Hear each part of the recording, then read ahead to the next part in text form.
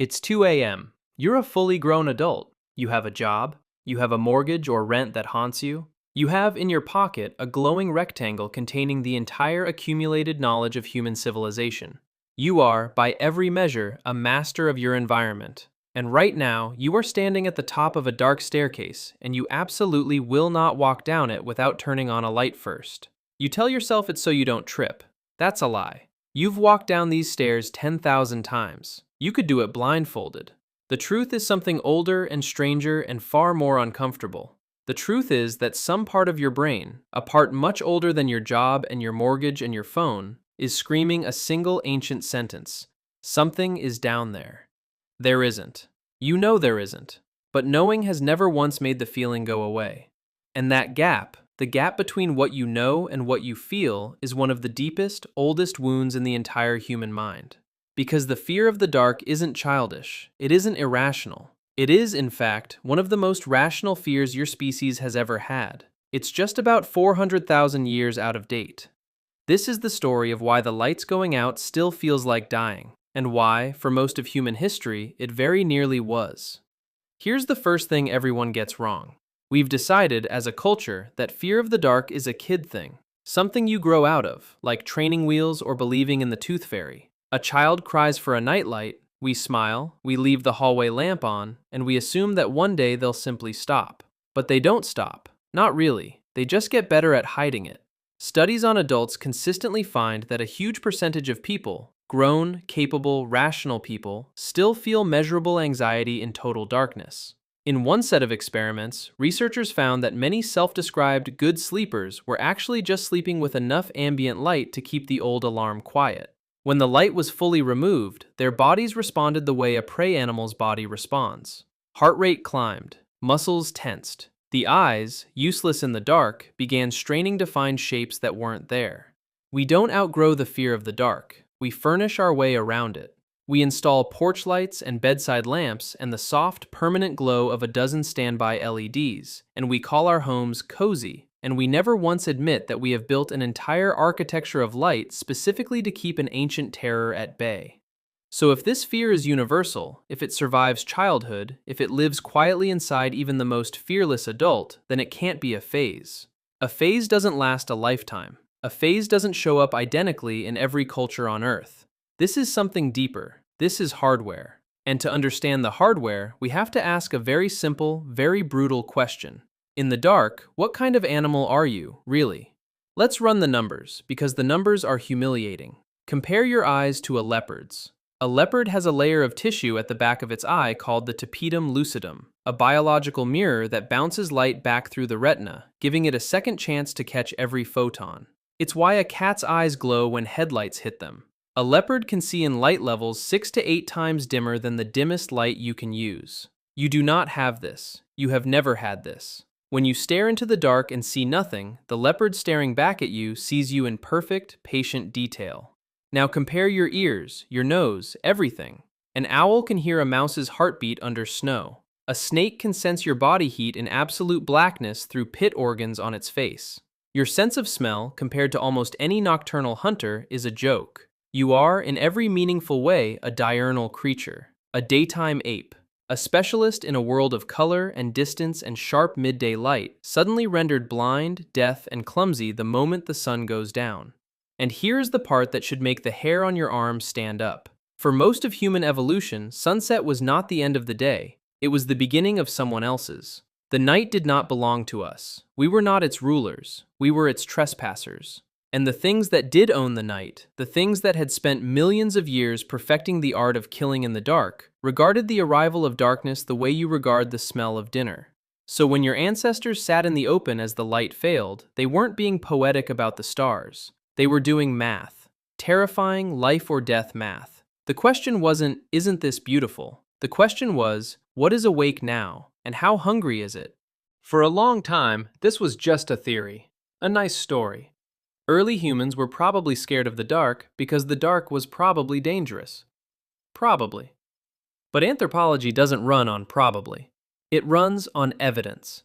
And the evidence, when it finally arrived, came in the form of a small, broken skull with 2 neat holes punched into the back of it.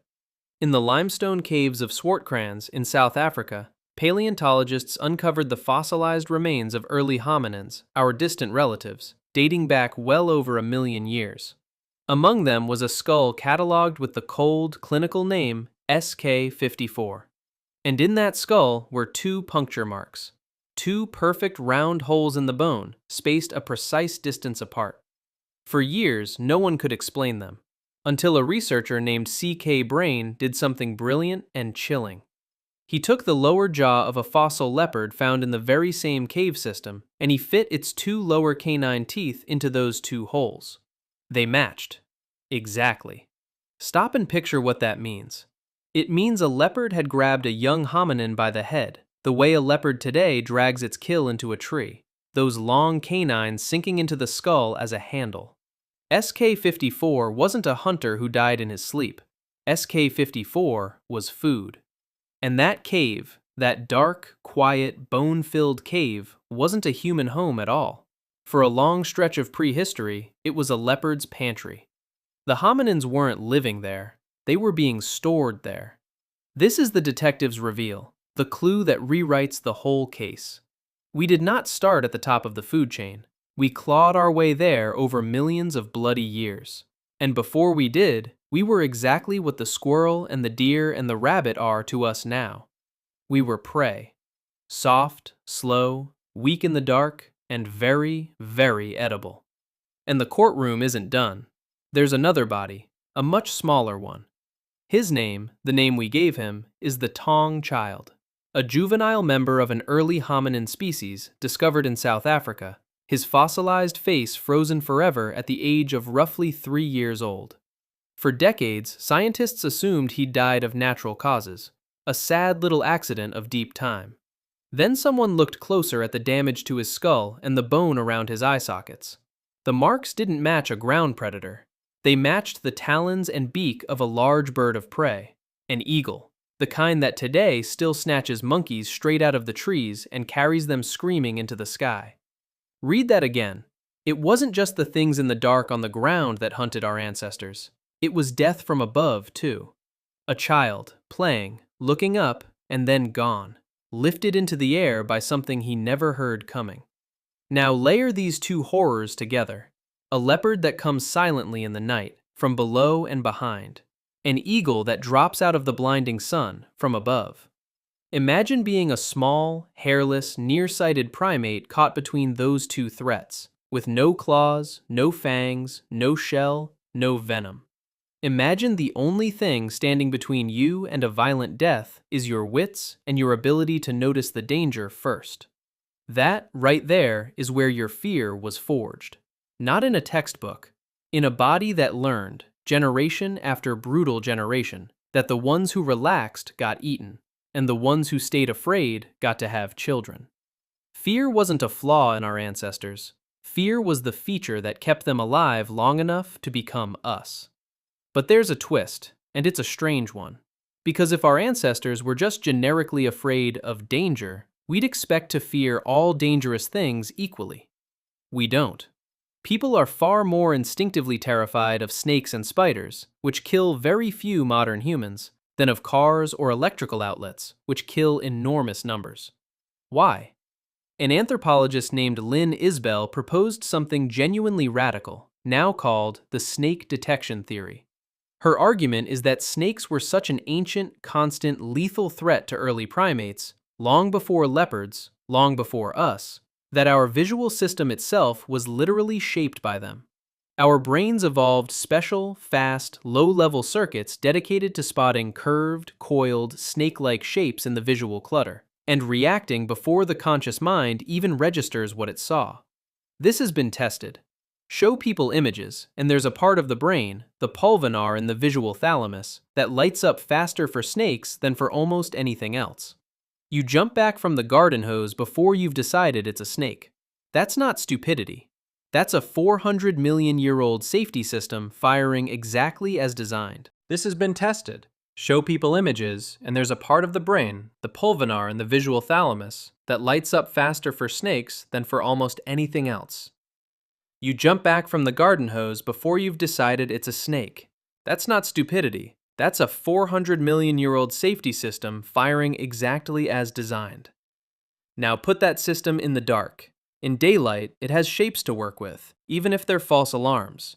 In the dark, it has nothing. No data, no shapes, just a screaming alarm with no off switch and no information to calm it down.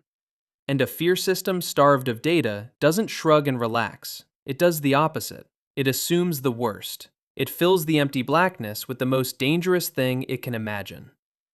Which brings us finally to the monsters. Let's do something uncomfortable. Let's leave your ancestor for a moment, and let's stand inside the leopard. It's not a monster. That's the first thing to understand. It isn't cruel. It feels no malice toward the small, upright creatures by the rocks. To the leopard, the world after sunset is simply home, the way the open water is home to a shark and a death trap to you. As the light fades and your ancestors grow blind and clumsy and afraid, the leopard does the opposite. It comes awake. Its pupils swell. Its world snaps into crisp silver focus. It can hear the nervous shuffle of feet, the too loud breathing, the small, panicked heartbeat of something that knows, on some level, that it is being watched. The leopard is patient. It has all night. It will circle the camp at the very edge of where the firelight dies, a pair of glowing eyes hanging in the black, present and then gone, present and then gone. It is not in a hurry, because hurry is for the desperate, and the leopard is never desperate.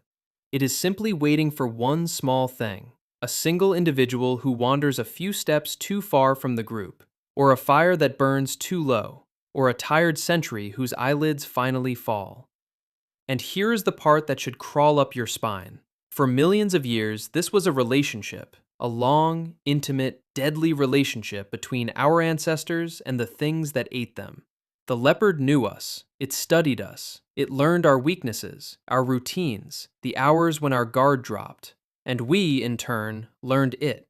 We learned the shape of its eyes in the dark, the silence that means a predator is close, the specific electric dread of being prey.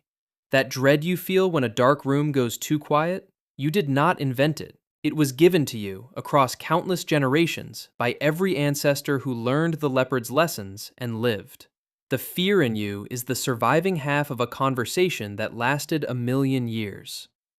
The leopard is gone, but the thing it taught us is still talking. Here is the most unsettling idea in this entire story. The monster under the bed is real. It's just not under the bed. It's in your brain, and it has a name: the amygdala. The amygdala is your fear center, a small, almond-shaped structure that acts as the brain's smoke detector. And it has one job. When information is incomplete and the stakes are high, assume threat. It is biased, deliberately, toward false alarms. Because in evolution, the cost of being wrong is wildly unequal. If you assume the shadow is a leopard and it's just a bush, you waste a little energy and feel a little silly. If you assume the shadow is a bush and it's actually a leopard, you die, and you take all your future children with you. So evolution made a decision for you, millions of years before you were born. It set the dial all the way over to paranoid. 1,000 false alarms are a price worth paying to never miss the one real one. And the dark is the perfect breeding ground for that paranoia, because the dark is pure, incomplete information. It is the amygdala's favorite playground. And this is why, across every culture on the entire planet, in places that never had contact with one another, humans invented the same basic monster. The thing that comes in the night, the thing that sits on your chest. Sleep paralysis, that horrifying state where you wake up unable to move, often sensing a malevolent presence in the room, has produced nearly identical legends worldwide. The old hag in Newfoundland, the night-pressing demon in dozens of languages, the shadow figure at the foot of the bed. Different names, same creature. Because it's not coming from the outside world. It's coming from the same ancient hardware, running in every human skull, generating the same nightmare from the same blueprint. We didn't invent monsters because we were ignorant. We invented monsters because our brains are designed to populate the dark with predators, and for hundreds of thousands of years, that design was correct. The monsters were just leopards we hadn't seen yet. So how did a soft, blind, terrified daytime ape survive the night long enough to inherit the earth? The answer is the single most important technology in human history, and it isn't the wheel, it's fire. Fire changed everything, and not just for cooking. Fire pushed back the darkness. A circle of firelight was the first safe zone our species ever built, a small bubble of daytime stolen from the night. Predators, who fear fire instinctively, kept their distance from the glow. And inside that circle, for the first time, humans could do something revolutionary. They could relax, a little. They could sleep more deeply. They could tell stories. The flickering light at the center of the camp wasn't just warmth, it was the original nightlight. It was the first time our ancestors got to feel, even briefly, like the night might not kill them. And we have never, not for one single night since, willingly given that light up. From the first campfire, to the oil lamp, to the candle, to the gas streetlight, to the electric bulb, to the soft, eternal glow of the screen you might be watching this on right now. The entire history of human lighting is one long, unbroken refusal to sit in the dark the way our ancestors had to. We are the species that conquered the night by never, ever turning off the lights. But here's the thing about hardware. You can change the world all you want. You cannot so easily change the brain that evolved to survive the old one. The leopards are gone. The eagles don't hunt us. The dark, statistically, is one of the safest places a modern human can be. And none of that matters, because the part of you that fears it never got the memo. It's still standing on the savannah 400,000 years ago, doing the math, listening to the silence, certain that something is out there in the black. So the next time you reach for the light switch before walking into a dark room, don't feel foolish. Don't tell yourself to grow up. What you're feeling in that moment is not weakness. It is the longest, most faithful inheritance your species owns. It is a message, passed hand to hand, parent to child, across 10,000 generations, every single one of whom survived the night long enough to send it forward. The fear is a fossil you carry inside you, a perfectly preserved memory of a world where the dark really did want you dead. And maybe that's the strange, quiet comfort hidden in all of this. When you stand at the top of those stairs and feel that ancient prickle of dread, you are not alone. You are standing shoulder to shoulder with every ancestor who ever sat by a dying fire and watched the shadows and felt their heart pound for no reason they could name. The same fear, the same darkness, the same fragile, frightened, brilliant little animal deciding to make it to morning. We built cities of light to escape the dark. We lit up the entire planet so brightly you can see it from space. And still, when the power goes out and the room goes black, for just a moment, the modern world falls away, and you are exactly what you have always been. A small, soft creature in a very large night, listening. So leave the hallway light on. You've earned it. 400,000 years of survival earned it. And somewhere, deep in the dark behind your eyes, an ancestor who never had that luxury is finally able to rest. Sleep well. The light's on now.